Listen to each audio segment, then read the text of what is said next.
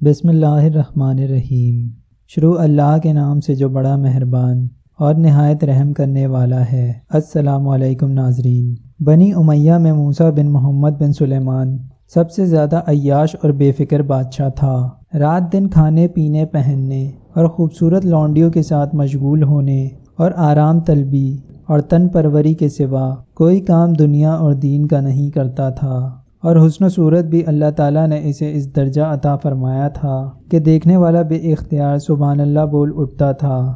چہرہ ایسا روشن تھا جیسے 14ویں کی رات کا چاند۔ غرض اللہ تعالیٰ نے اس کو ہر طرح کی دنیاوی نعمتیں مرحمت فرمائی تھیں۔ سال بھر میں 3,03,000 دینار، تقریباً 1,81,80,00,000 روپے کی آمدنی تھی، اور یہ ان سب کو اپنے عیش و عشرت میں اڑا دیتا تھا۔ اس نے بہت بلند بالا خانہ اپنے رہنے کے لیے بنا رکھا تھا، اور اس کے دونوں طرف دریچے تھے۔ ایک طرف کا دریچہ تو شارع عام کی طرف کھلتا تھا، جس سے شام کو بیٹھ کر آنے جانے والوں کی سیر دیکھا کرتا تھا، اور دوسری طرف کا دریچہ چمنستان کی طرف کھلتا تھا۔ اس طرح بیٹھ کر یہ چمنستان کو دیکھ کر دل بہلاتا تھا۔ اور اس بالا خانہ کے اندر ایک ہاتھی کے دانت سے بنا ہوا کبا چاندی کے میخوں سے جڑا ہوا تھا اور سونے سے ملمع کیا ہوا تھا، اور اس میں ایک نہایت قیمتی تخت تھا جس پر وہ جلوہ افروز ہوتا تھا، اور بدن پر نہایت بیش بہا کپڑا اور سر پر موتیوں سے جڑا ہوا امامہ ہوتا، اور ادھر ادھر بھائی برادر اور یاران جلسہ کا جمگٹا،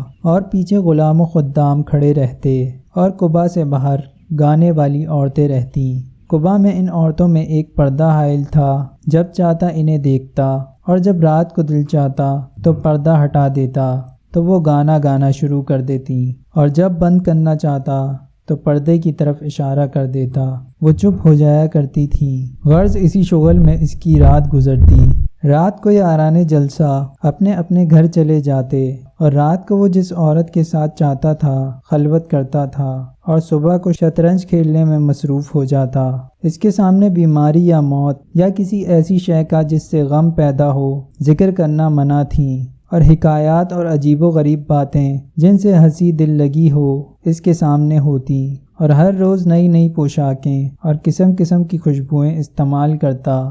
اسی حال میں اسے 27 برس گزر گئے۔ ایک رات کا قصہ ہے کہ وہ اپنے معمول کے موافق لولاب میں مشغول تھا، اور کچھ حصہ رات کا گزرا تھا کہ ایک نہایت دردناک آواز اپنے عزیزوں کی آواز جیسی سنی، اور اس کے سننے پر اس کے دل پر ایک چوٹ سی پڑی، اور اپنے اس لولاب کو چھوڑ کر اس کی طرف مشغول ہو گیا، اور عورتوں کو حکم دیا کہ گانا بند کرو، اور کبا کی کھڑکی سے اس نے آواز سننے کے لیے منہ نکالا تو کبھی وہ آواز اس کے کان میں آ جاتی اور کبھی نہ آتی۔ اپنے غلاموں کو آواز دی کہ اس آواز دینے والے کو یہاں لاؤ، اور خود شراب کے نشے میں چور تھا۔ غلام اس کی تلاش کے لیے نکلے، رفتہ رفتہ اس تک پہنچے، دیکھا کہ ایک جوان ہے، نہایت لاغر ہے، اور اس کی گردن بالکل سوکھ گئی ہے، اور رنگ زرد اور لب خشک، پریشان بال، پیٹ اور پیٹھ دونوں ایک، اور 2 پھٹی پرانی چادریں اوڑھے ننگے پاؤں مسجد میں کھڑا اپنے پاک پروردگار کے سامنے مناجات کر رہا ہے۔ انہوں نے اسے مسجد سے نکالا اور لے گئے، اور کچھ بات چیت اس سے نہ کی، اور اسے لے جا کر بادشاہ کے سامنے کھڑا کر دیا۔ اس نے اسے دیکھ کر پوچھا کہ یہ کون ہے؟ عرض کی کہ حضور، یہ وہی آواز والا ہے جس کی آواز آپ نے سنی۔ پوچھا کہ یہ کہاں تھا؟ کہا کہ مسجد میں کھڑا ہوا نماز میں قرآن پڑھتا تھا۔ پھر اس سے پوچھا کہ تم کیا پڑھ رہے تھے؟ اس نے کہا میں کلام اللہ پڑھ رہا تھا۔ بادشاہ نے کہا کہ ذرا ہم کو بھی سناؤ، تو اس نے اعوذ باللہ پڑھ کر قرآن کی آیات کی تلاوت شروع کر دی۔ بے شک نیک بندے آرام میں ہوں گے، تختوں پر بیٹھے سیر دیکھ رہے ہوں گے، تو پہچانے گا ان کے چہروں پر تازگی نعمت کی، ان کو پلائی جائے گی خالص شراب، سر بمہر، اس کی مہر بجائے موم کے مشک کی ہوگی، اور اس شراب میں رغبت کرنے والوں کو چاہیے کہ رغبت کریں، اور اس میں تسنیم ملی ہوئی ہوگی۔ وہ ایک چشمہ ہے جس سے مقرب بندے پئیں گے۔ یہ آیت پڑھ کر اس نے کہا کہ ارے دھوکے میں پڑے ہوئے لوگوں، وہاں کی نعمتوں کا کیا بیان ہے؟ وہ کہاں، اور تیرا یہ کبا اور مجلس کہاں؟ وہاں تخت ہیں، اور ان پر بچھونے اونچے اونچے ہوں گے، اور وہ نہایت نرم و ملائم ہوں گے، اور سبز قالینوں اور قیمتی بچھونوں پر خدا کے نیک بندے تکیے لگائے بیٹھے ہوئے ہوں گے، اور وہاں 2 نہریں بہتی ہوں گی، اس میں ہر نہر کی 2 اقسام ہیں، نہ وہاں کے میوے کبھی ختم ہوں گے، نہ ان سے کوئی جنتی کو روکنے والا ہوگا۔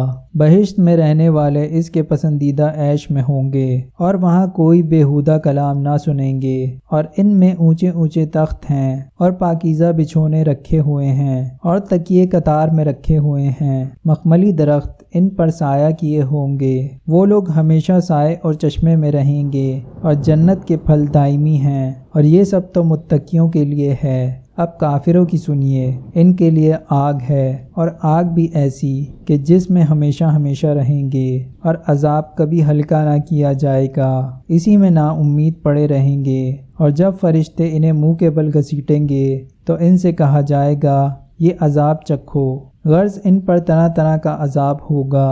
جب اس اموی بادشاہ نے یہ سنا تو بے اختیار اٹھا اور اس شخص سے لپٹ کر چلا چلا کر رونے لگا، اور اپنے سب لوگوں کو کہا کہ میرے پاس سے چلے جاؤ، اور اپنی جوانی کے رائگاں جانے پر افسوس اور حسرت اور نفس کو ملامت کرتا رہا، اور وہ جوان اسے نصیحت کرتا رہا۔ صبح تک دونوں اسی میں مشغول رہے۔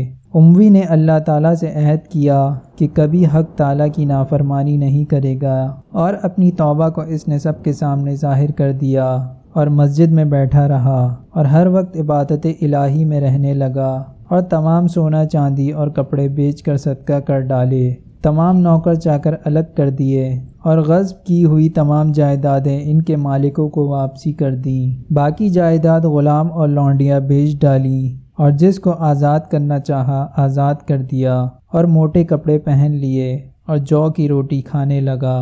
پھر تو یہ حالت ہو گئی کہ ساری ساری رات بیداری میں گزارتا، دن کو روزہ رکھتا، اور بڑے بڑے صلاح اس کی زیارت کو آتے تھے، اور اسے کہتے تھے کہ اپنے نفس کو اتنی سختی میں نہ رکھ، کچھ آرام بھی دے، اللہ تعالیٰ رحیم و کریم ہے، تھوڑے سے کام کی بھی قدردانی فرماتا ہے۔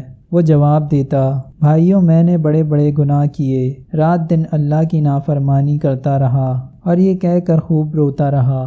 ایک دن وہ ننگے پاؤں اور بدن پر ایک موٹا کپڑا پہنے ہوئے حج کے لیے گیا، اور سوائے ایک پیالہ اور توشہ دان کے کوئی چیز ساتھ نہ لی۔ اسی حالت میں چلتے چلتے مکہ کو پہنچا اور حج کیا، اور وہیں اقامت کی اور مر گیا۔ مکہ میں رہنے کے زمانے میں یہ حالت تھی کہ رات کو حجر اسود کے پاس جا کر خوب روتا اور گڑ گڑاتا، اور اپنے نفس کے گزشتہ گناہوں کو یاد کر کے نوحہ وزاری کرتا، اور کہتا کہ اے میرے پروردگار، اے میرے مولا، میری سینکڑوں خلوتیں غفلت میں گزر گئیں، اور کتنے ہی برس گناہوں میں، اے میرے مولا میری نیکیاں تو سب جاتی رہیں، اور حسرت و ندامت باقی رہ گئی۔ اب جس دن آپ سے ملوں گا اور میرے نامہ اعمال کھول دیے جائیں گے، اور دفتر کے دفتر گناہوں اور رسوائیوں کے ظاہر ہوں گے، اس روز کیا ہوگا اور کس طرح میں تجھے منہ دکھاؤں گا۔ اے میرے مولا، اب میں تیرے سوا کس سے التجا کروں اور کس کی طرف دوڑوں، کس پر بھروسہ کروں؟ میرے مولا، میں اس لائق تو نہیں کہ جنت کا سوال کروں، میں تو آپ کے دریائے رحمت اور آپ کے ابر فضل و عطا سے یہ سوال کرتا ہوں کہ میری خطاؤں کو بخش دیجئے، آپ ہی مغفرت فرمانے والے ہیں۔ اللہ سے دعا ہے کہ اللہ ہمیں نیک اعمال کرنے کی توفیق عطا فرمائے، اور ہم سب کا خاتمہ ایمان پر فرمائے، آمین۔